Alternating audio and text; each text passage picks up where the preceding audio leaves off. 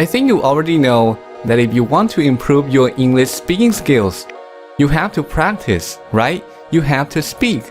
Studying grammar will never improve your speaking.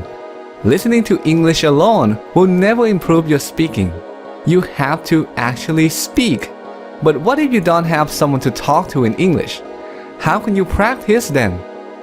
Well, there's a technique that allows you to learn to speak English by yourself. No speaking partner is required. This technique can help improve many aspects of your spoken English: your sentence structure, your grammar, your vocabulary, and most importantly, your ability to express your thoughts and ideas effectively. So what is this technique? Well, here's what it is. Learning to speak English through imitation. When I say imitation, I'm not talking about repeating after native speakers using the exact same words to improve your pronunciation. I'm talking about something a little more advanced than that. Here's how it works. You listen to a conversation, a story, or some kind of speech, and then try to deliver that speech in your own words. Let's see this technique in action. When I was a child, When he was a child, my parents liked to pretend like many other parents his parents liked to pretend like many other parents. that Santa Claus would bring us presents at Christmas. His parents liked to pretend that Santa Claus would bring them presents at Christmas. So when my siblings and I would wake up on Christmas morning, So when he and his siblings would wake up on Christmas morning, there would be a bunch of presents from supposedly Santa Claus sitting in front of the fireplace. there'd be a bunch of presents from supposedly Santa Claus sitting in front of the fireplace. So that's how it works. But that's just one way to do it.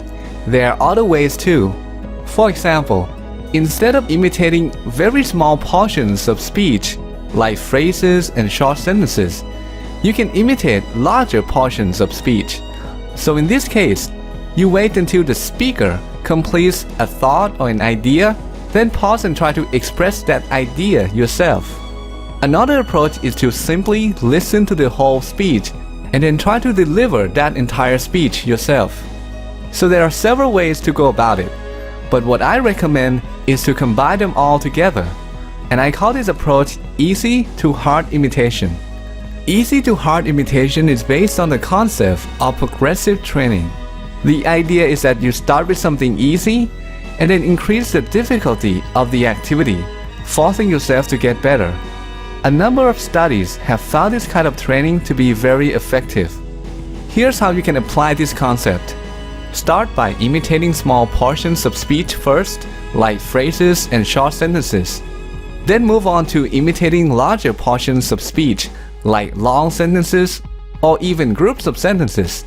And finally, try to deliver the entire speech on your own. This technique offers many benefits. You get to listen and imitate correct English, which helps you learn to form sentences properly. You get to learn idioms, expressions, and other speaking patterns that are used in day-to-day conversations. You get to learn grammar. When you imitate other people, you're learning grammar through a process called implicit learning. This is the process where the learning happens without your awareness. This is how babies and children learn the grammar rules of their first language. When you imitate, you don't think about grammar. You're not trying to understand why the present perfect tense is used in this situation or in that situation.